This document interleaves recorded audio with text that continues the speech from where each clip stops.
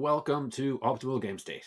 Today we're back to Leeds Imperialis, and we're going to take a look at two tournaments that recently happened in Warhammer World.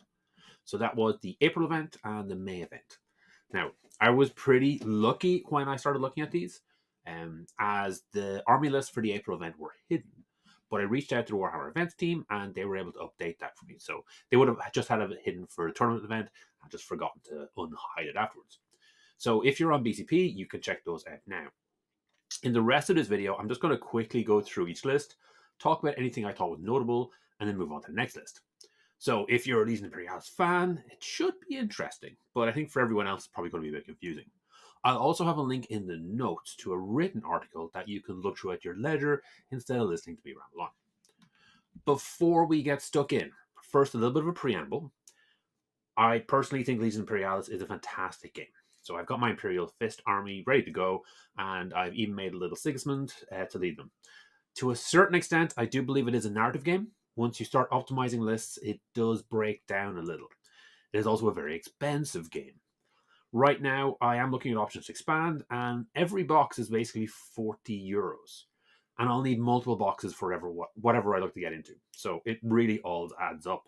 Of particular note, the Legion infantry box only has 2 missile launcher stands. We're about to see lists with like 32 missile launcher bases, which is really silly money. Now, I gather a lot of these missile launchers are actually conversions, adjusting tactical squads. So, there is that. These events were also competitive events, and the players were supposed to push their lists as far as they could. So we're not going to criticize them for taking every little advantage that they could. I'll also add that, so I suspect that if you see those players playing at a narrative event, they would have very different lists. So keep that in mind. So no shade towards the players for running cheesy lists. That is the intention. I'll also add that if you see anything wrong in a list, it's more than likely something that I have transcribed incorrectly. So please assume that I've made a mistake rather than a player's made a mistake. I also want to shout out Matty on the Lit Bashing channel. They have a great interview with the winner of the first event, which I'll link in the description. It's a really good listen, and it gives a bit of context with a bundle of tips and considerations for the meta.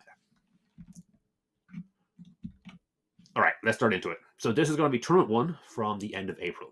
I believe it was originally pitched as a 3K event, but as there were still stock issues, I think it was dropped to 2.5.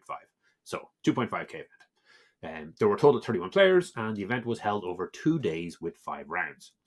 It was about 2-1 for Legion of Solar Auxilia, but there was a lot of mixing going on, as we'll see once we get to the list. This was after the Great Slaughter release, so we have those support boxes, Spartans, and the new Malkadors. We also have the release after that, which is the drop pods, the artillery, and the land raiders. Not available were the Stormhammers, Dracosians, the Legion Fast Attack, the Dread drop pods, and obviously anything that hasn't been released yet. The lists we're going to be looking through are ones with no more than 1 loss. We're starting here with Mike Whiteley at 7th place, which out of 31 players is still quite impressive. At the bottom, you can see some game results, which will indicate either a win, loss, or draw with W, L, or D, along with total victory points earned that game. Mike went with Solar Auxilia and was the highest placed Solar Auxilia for this event. I do think this is a pretty well-rounded list. It's got tanks, infantry support, and a Titan. That Pioneer Company formation is one of the more popular options when it comes to Solar Auxilia. It means that any infantry in formation can infiltrate. As the batteries are considered infantry, that means everything in this is going to start the game pretty much wherever you want them on the board, minus your enemy deployment or near enemy detachments. The Legion support is the War Master. Now, we did talk about this in an earlier video. The War Master has 12 Void Shields and 7 wounds. At the start of every turn, it is going to regenerate basically 50% of its wounds. It is a random roll. But this does mean that if you can't alpha it down on turn 1, you're probably not going to kill it for the rest of the game. That's because there's a lot of attrition, and each turn your damage goes down. We are going to see this War Master appear again and again. It is here for a very good reason. For aircraft, Mike has 2 Lightning and 2 Marauder bombers, which seem to be the Auxilia aircraft of choice. The Lightnings have double Skyfire missiles, so it's going to be really good at taking out enemy aircraft, while the Marauders have the double Hellstrike to maximize damage on ground targets. They also have those nose cannons, and they still are able to do bombing runs, so they've got a lot going on for them. I do think there is definitely a lot of rock, paper, scissors going on here. So obviously Titans are fantastic. I do think aircraft are pretty good at killing Titans. Batteries are pretty good at killing aircraft. So, a lot of this particular tournament has kind of ended up with certain results. You might find your own personal meta will shift depending on what your opponent plays and what's out there. In 6th place, we have this Ultramarine list from Paul Turner. Paul's one draw was against Mike's list. I imagine that would have been a pretty fun game to watch, as that would have been 2 War Masters going toe-to-toe. I think it's likely that Mike would have won the air war, but Paul has a ton of Astartes ground pounders. Drop pods carry 2 bases each, so that's going to be 16. Maybe that's 2 of the tactical squads. The Thunderhawk carries 8 stands, and again, I'd imagine that to be the assault team. In the second formation, those 3 Rhinos are probably command and 4 tacticals, and then the other 2 tacticals have an extra 8 missile launchers, which is something that we're going to see a lot in these lists. Now, my original expectation, and how I've designed my list so far, is that we would be using the support slots with full missile launchers as dedicated units. What we have here, and what we'll see again and again, is units of 12 with 8 missile launchers and 4 tactical. You're taking tacticals anyway to make up those core slots. The 8 missile launchers cost 70 points as a single unit of 8, but only cost 60 points as an addition to the tactical squad. The tactical attachment largely is there to take objectives and sit in buildings and be hard to kill. Adding the missile launchers to them makes the overall combo, since you're going to be taking tacticals anyway, cheaper. It also turns the tactical Marines into a blade of armor for the missile launchers, which is very valuable. And weirdly, it gives the missile launcher troops +2 close assault factor rather than the +1. And that's because they use a tactical profile to start from rather than the missile launcher profile, which is separate. So this does seem to be the way to go. It is certainly how I will be pitching for mine. Now, as I said before, it depends on how many missile launchers you have. So it's 2 bases per box. It's going to be tricky to keep them going. Anyway, moving along. In 5th place, we have Peter Charlie running Imperial Fists and Raven Guard, along with 3 Night Lancers. Again, we are seeing tactical squads turn into Devastator squads. In this case, it's taking advantage of the Imperial List Legion bonus, which gives accurate infantry, bolters, and heavy weapons if they have a first fire order. So that's very, very effective with those missile launchers. On the Raven Guard side, we have plasma support instead. So I think this is a case of using the box contents as best you can. The Raven Guard infantry all get infiltrate, which is fantastic. So those 10 dreads, the 10 dreads are obviously our walkers. They do get forward deploy instead, which is going to help them get faster into combat. This list does have 8 Xiphons, which quite frankly is terrifying.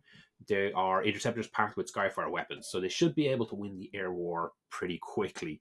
And once they have, they can focus on picking off ground targets, which would have otherwise been the job of the tanks, which do not feature in this list. Peter's one loss was against the overall winner. As you can see, he does have the Night Lancers, which personally I think are great. They have that little bit of extra reach to get into more close combats, which can be really effective. In 4th place, we have John Reese, who is from the Can You Roll a Crit YouTube channel. I think most of the content focuses there on Kill Team. I haven't seen him do any Legion Imperialis stuff there yet. But, as we can see from this list, he seems to always talk about it. Hopefully one day he does. This list has 3 Alpha Legion formations and 2 Solar Auxilia. The Alpha Legion trait, Legion ability, lets them give 3 of their detachments in each formation infiltrate. Now that's probably going to focus on the dreads for the biggest bang for your buck. And it does encourage small Alpha Legion formations. The 2 Solar Auxilia are pioneer companies, so they are also infiltrating. So a lot of this army is going to deploy well into the table, although not in the deployment, enemy deployment or within 4 inches of an enemy. That's all going to be happening after the non-infiltrate deployments have deployed. So this list is going to get a rough idea of what your opponent's doing before you start dropping a lot of your troops. With that kind of approach, you can do a lot of impressive things like heavily deploying on one flank, and completely obliterating it, while the enemy on the other flank ends up with no targets to hit. So something that can be really, really effective. All right. In third place, we have Garrett Stoneham. I think this is a Salamanders list, as we've got 2 Salamander formations. Now, what they do is when they're rolling morale, they roll 2d6 and they pick whichever one they prefer. So it's a little harder to make the break. Again, we're seeing that Pioneer Company from Solar Auxilia. Then we have World Leaders with Terminators and Assault Marines. With 3 Spartans and a Thunderhawk gunship, which all have assault transport, we should see the World Leaders get into the lead pretty fast. And their Legion ability is they get to roll an extra d6, which should make them pretty deadly. There are also 2 drop pods, which I assume go with attachment of 4 tactical. Then this last formation is a minimum strength Demi Company of Space Marines, which I assume is an effort to counter infiltrate. Spread those 4 units around the board and they create 16-inch bubbles around where the enemy cannot infiltrate. Not a great ability for an entire army, but a small formation like this one. And this particular formation only costs 130 points. So I do think that's a very, very cool meta choice. We get to see that Pioneer Company again, but this time with a bit of a twist. It's got 4 Lightning Fighters. These are 85 points each with 6 dice of Skyfire, hitting on 4 pluses with -1 AP, and 4 of those dice get re-rolls versus flyers. I do think these Lightnings are excellent value for what they do. So yeah, I think that's a super, super good choice and a great way of using that Solar Auxilia company to kind of maximize what you're getting out of it. In second place, we have Gordon Smiles, this time with a nice looking War Leader list. That first Demi Company has 2 tactical attachments and rhinos. The Terminators teleport in, I guess, leaving the command squad and the Dreads to off it. The second company has a bunch of assault troops. And yeah, that Thunderhawk does have heavy assault transport 8, which means a squad of assault troops will be able to charge right ahead of them. But then, yeah, I mean, I guess the assault troops already do move 21 inches on a march order. So, you know, I guess there's a little bit of leeway. I'm not quite sure what goes and where. We do get to see another Alpha Legion formation with a good mix of Dreads and batteries. This time we do get to see the Krautos, which is also an option for an infiltrating unit. So it's 3, and it can include tanks as far as I'm aware. Last up, we see the Pioneer Company again. So we're seeing certain trends happening here on these top levels. I suspect those Ogrins and heavy Sentinels are in there as options from the collection, rather than necessarily being super optimized picks. Although I do think both of those attachments are very, very good. In first place, we have Robert Wyndon playing Imperial Fists. This list is pretty tight with a lot of optimal choices. The War Master appears again. It's the third case across these top 7 lists, and notably it is the only Titan that we've seen. There are 4 Legion attachments. The Imperial Fist ones are identical with basically maxed out missile tactical squads. One of those is packed in the Rhinos with the Legion commander, while the other, I guess, sets up at the back. We then have 10 Dreads in each of them, all armed with las cannons, which do seem to be the preferred choice. Then the remaining 2 formations are Alpha Legion with minimal attachments. That means they do get those 3 infiltrates each. Presumably, we're going to be leaving the Assault Squad, because they can move fast, and a Death Storm drop pod behind. Yeah, so again, it does look like a very, very tight list. And it seems to know exactly what it wants to do. This was the winner that I was talking about. So there is that interview with Robin linked in the description. I would recommend having a check of it. It is chunky, but there's a lot of really good insight and a lot of fun stuff in it. So at the end of the first tournament, what lessons can we take from it? Well, there was a distinct lack of tanks. There was a few Krautos that did appear, but that was pretty much it. Now, tanks did appear in the event, but not in this top cut. Instead, they were heavily dominated by infantry, which does make sense as they're the ones scoring objectives. Now, I haven't seen any of the board layouts myself, but I have seen comments from people who were there saying it was pretty dense. So that would have meant lots of places for infantry to fortify and lots of blocking terrain, which might have reduced the effectiveness of tanks. We also saw a lot of infiltrating, primarily Alpha Legion formations and the Auxilia Pioneer formations. As part of that, though, we saw a lot of batteries, normally tarantulas with missiles, suggesting that this is part of an anti-aircraft strategy. So I do think the aircraft are very good, but I do think the tarantulas are reducing the effectiveness of that. And, you know, I mean, a tarantula, an anti-air missile, will work just as well against anything else as well. So if there's no air targets, they are still very, very effective. The Titan of choice was the War Master. The attachment of the day was a 4-man tactical squad with 8 missile support. We also saw a lot of dreads, which seemed to be super effective. That new support box, which gave us a few new dread options, has been making some appearances. For aircraft, I do think the Xiphons and the Lightnings were of particular note. There were also a few legions of interest. So the missile launchers work particularly well with the Imperial Fists. For close combat, World Leaders seem to be the way to go, and Alpha Legion are the general catch-all. The second event happened about a week and a bit after. So here the points are down to 1,500. So we no longer have room for War Master. I'm not sure if that was an intentional choice to stop players taking War Masters for this event, or if they just wanted to try lower the points to make it easier for newer players. The event had 20 players in total and had 3 rounds. So we're going to see a much bigger percentage of the field when we look at this event, as we're still going to look at lists that had only 1 loss. We did have a similar split favouring Legion, so it's just about 2-1 Legion to Auxilia. Although, yeah, I am missing that 3rd place list, so we're just going to skip over it. No change in what was legal at the event, so everything that we had previously is still available, but we end up with 1k less points, basically. Starting in 9th place, we have Alex de Winter with Dark Angels. Their Legion rule gives Phosphex to the infantry, which means garrison enemies don't get a close assault factor bonus when in melee with them. So yeah, if you can get your melee targets in, that might be a good way to clear out garrison formation, which we expect there to be a lot of based on the amount of infantry that we're seeing everywhere. The Dark Angel formations are both demi-companies, and we can see a lot of the usual options in there. Notably, we do have 2 drop pods in each. I think in the second, the drop pods are actually for the plasma support, but the 2 in the first formation are really limited options. It does look like the only thing that they can really have are the tarantula batteries. Even though the tarantulas can't move, disembarking has its own set of rules, so this does seem to be a good way to get them in a position roughly where you want them to be. And if that's the case for the first one, I think it's probably the case for the second one as well. No, the second one... Yeah, so the second one does have these drop pods. And do we have... No, sorry, we don't have a rapier... we don't have a tarantula battery in the second one. No, we don't. Okay, so yeah, it's probably the plasma support. So yeah, it's an interesting option. It was discussed in the video that I was talking about. It was just interesting to see it in one of the lists here. Now, we do also have Pioneer formation, so that's more infiltrate, and it brings 2 detachments of Sentinels with it. So we've got basically lots of troops, lots of batteries, and lots of walkers for this list. So I do quite like it. In 8th place, we have Paul Humphreys with Raven Guard. So that's all the infantry with infiltrate, and then all the dreads get forward deploy.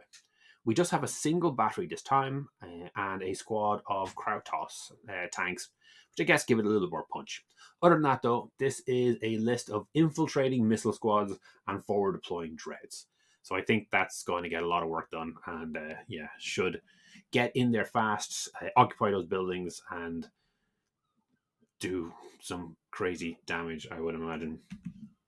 In 7th place, we have Brian Limerick. We actually have our first armored company in here, which I'm delighted to see. It's a heavily Le Mans Russ focused, with 8 of them. The 2 single-choice Valor and Furnaces, and then the super heavy Bane Blades, might just be there to kind of round out the numbers. So it looks like maybe it was just a good way to get the Le Mans Russes in. The infantry are primarily in that Pioneer list, but it does feel a little light with just 24 troop stands. I do like the addition of the Marauder, which is the A10 of 40k. I'd definitely be interested to see how well they did in games. For the Nighthawk Lance, we have the Acastus Knight at 250 points. This is one of the shooting knights. The conversion beamers work best at long range and have the Demolisher for attacking buildings if you want. The Volkite is relatively short range, but does have the Flagrate, so it can generate additional damage. And then there's the Mortar Battery, which is a 30 range barrage that ignores cover. So this knight probably can find a nice spot at long range and just take pot shots at enemy tanks or buildings as needed. In 6th place, we have Drew Haselton. I couldn't see a Legion name for this one, but I mean, it's a relatively straightforward pair of demi companies. There should be enough rhinos for almost all the infantry. I think it needs to leave behind a commander squad and one of the 8 base squads. We do have a bit of armor with Sicarians, and there is a Fire Raptor, which I have to say I'm very, very jealous of. I don't care how bad or good they might be. I just want to have some Fire Raptors and Storm Eagles for my army. Get on it, GW. All right, and then we have those 4 Xiphons, which, as we've seen, are doing pretty well. So they do seem to feature a lot, and it does suggest that they are quite effective. In 5th place, we have Peter Harvey with Solar Auxilia. This is our first look at any artillery with 12 Basilisks. So they are 90-inch range. The formation that they're in does give a bonus, so they don't suffer the -1 penalty for indirect fire. So basically, they pick something anywhere on the board, and they're hitting on 3+. That's pretty cool. Second formation is that Pioneer 1, getting those infantry with Infiltrate. Then the last formation is Subcohort, which has enough Arvis Lighters to get 2 of those Las Rifle detachments where they need to be. I'm a big fan of the Arvis Lighters. I think it's quite cool. Aircraft here are relatively limited, but we do have 2 Lightning Fighters for the air combat and an interesting Marauder Bomber with double wing bombs. So presumably it's here to crack some of those garrison buildings. In 4th place, we have Will Champion. I have to admit, I'm not really sure what's going on with the drop pods here. There are 11, which is enough for the 22 stands. That's the 2 full tactical squads and a command. If I'm not mistaken, though, it should be split into 6 and 5 rather than the 8 and 3, as a drop pod detachment is going to deploy separately. So you need to get all of your full infantry detachments into each drop pod detachment. I think it's just an issue with how the list was presented. I know Legion Builder maxes out at 8, so I assume that's all this was. There are enough drop pods to get the job done. That's all that really matters. In the second formation, the 20 tacticals get rhinos, get them fast on the board. All of these have Havoc launchers, which have appeared before and I've yet to mention. So they are a 2-point upgrade per model that switches out at 8 range 5+ hit bolters to 15 range 4+ hit Havoc launchers. You still have point defense, but it changes from light to light AT. The range is probably the big factor here, which I think does make those rhinos a little bit more effective. Now, I didn't model any of mine with those. I don't think anyone would care, as long as you're clear what they're doing. This list does have 12 Predators, which I do think is quite impressive. I have seen people talk about, I think it's the Predators and the Le Mans Russes as being the reasons why they weren't running tanks. Because basically, squads like this, like 12 Predators, just are super effective in winning that armor war. So much so that it kind of detracts from actually bringing anything else. In 3rd place, we have Miles Wolfenton with the Imperial Fists. While the second Demi company does pack the ranks out with missile launchers, the first Demi company seems to be more of a Black Templar approach than Imperial Fist. Using the new Legion Spartans, which have the Assault Transport of 5, it's getting those Assault Marines up in style so they can charge straight in the company. Of course, there's also the option of deploying it with Tundra. The 3rd company is more infantry and dreads. Like the 2nd company, the tactical troops have rhinos to get them there fast. There is a token Xiphon, but apart from that, this is infantry and transports, which I think will make things very hard for the opponent to win objectives. The last list we have to look at, and the winner of both of the events, is from Robin Winden. During his interview with Lit Bashing, he did talk about how narratively it would make more sense for his Alpha Legion to be up in numbers in this, as the Imperial Fist took the biggest hits in the previous event. So this has 4 formations, 2 demi companies and 2 garrison forces. The garrison force is from the core book. It doesn't have any special bonuses, but does seem to offer a nice mix of compulsory attachments.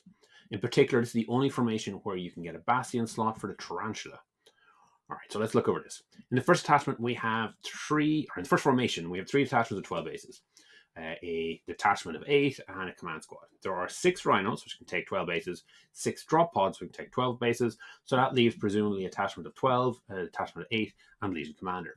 As this is an Imperial Fist attachment, We don't get any extra infiltrates, so I guess they get a position or huff it as they go. In the second detachment, there are 3 pods which can hold 6 mans, so I guess 1 tactical squad deployed normally, and 1 squad and the command squad get the drop pods. But that does mean the dreads all get the Alpha Legion infiltrate. Then the third and fourth both have 3 detachments they can pick from, leaving 1 out that doesn't get infiltrate. I'm not actually sure which you leave it out, though. The Legion commanders have that Medicae save, which I think is great, and tactical units, at least the one with missile launchers, can be very, very effective. Regardless, the point here is that this list is packed with infantry that gets into place early, which seems to be a good turn-winning strategy. So much of this game seems to be decided in the opening deployment and the first turn, but here we get to deploy after our opponent does, using a lot of the information, assuming they don't have infiltrate, and then we get to place our detachments further down the board, effectively skipping that turn 1 of the maneuver into position. From our second event, we are seeing a lot of similar things to our first event, but dropping the points from 2.5 to 1.5 really made a difference. We're still looking at mass infantry, but it costed us out of the War Master option. It also seemed like the anti-aerial game was reduced, and we do have more tanks, although it is quite hard to compare a 30-person 5-round event with a 20-person 3-round event. I did like that we had Robin Winden winning both events. It did feel like his list had developed from that earlier one. And given that the War Master clocks in 750 points, he just had to trim another 250 points to make the switch from 2.5 to 1.5k. All right. I hope you've enjoyed looking through these lists with me. It certainly did give me a few ideas on what I should pick up next. I do know that my usual opponent for games does have a War Master, although I think it's in a box, so I might be okay for a while. So I'll have to give some thought on how to deal with that. Following that last event, we did get some new options. So I think we're about to get some new super heavy options for Solar Auxilia. So that'll be like Shadow Sword, which has Edge Killer 2. It might be good at taking out his Titans, although we'll still have to get through the Void Shields first. The Auxilia just got the Dracosans, which, as we've seen, the Rhinos are super popular. This should give the Auxilia a bit of a boost. The Legion Fast Talk box is also about to come out, or is out. And that looks quite interesting. So cavalry have the same tactical strength as walkers, so 3 compared to 5. Compared to the infantry's 5. And the formation for them, is the Sky Hunter phalanx, will give jet bikes, land speeders, and javelins outflank, which lets them stay in reserve and appear at one of the non-enemy board edges. So you should be able to put that particular detachment or formation together from just one box, from what I can tell, and it might be an interesting option. We also just got the Dread drop pods. Now, Dreads were very popular at these events, and drop pods were very popular at these events. Both seem like a good combo. Ahead of that, we also have a new book coming out. So we're going to see the Devastation of Talarn coming up soon. That is going to have some new tank variants, termite assault drills, which would be a different kind of deep strike. Also, a feature of that particular Warzone was broad, open tank-on-tank battles. So we might see some rules in there that move away from the formation or the garrisoned buildings, and instead give more empty, clear plains. We might even see rules preventing detachments of infantry deploying on the field. That might be interesting. It's kind of thematic with the Talarn battle zone, but we will have to see. Anyway, fun times ahead. So, I do hope to get a few more of these videos up. I think the next one we're going to look at is we're going to see, in particular, that fast attack, and I'm going to try and look a little bit more into the batteries, because as we've seen in these sets of events, they do seem quite popular. They do seem pretty effective. All right. Well, thank you for listening. Have a good day. Thanks for making it all the way to the end. Hopefully you enjoyed this video. Each week, I put up a new video talking about one of Games Workshop's specialist games. The goal is always to try and make the best possible 2-player experience. If this is something you'd find interesting, please subscribe to the channel and comment to let me know what you'd like to see in future.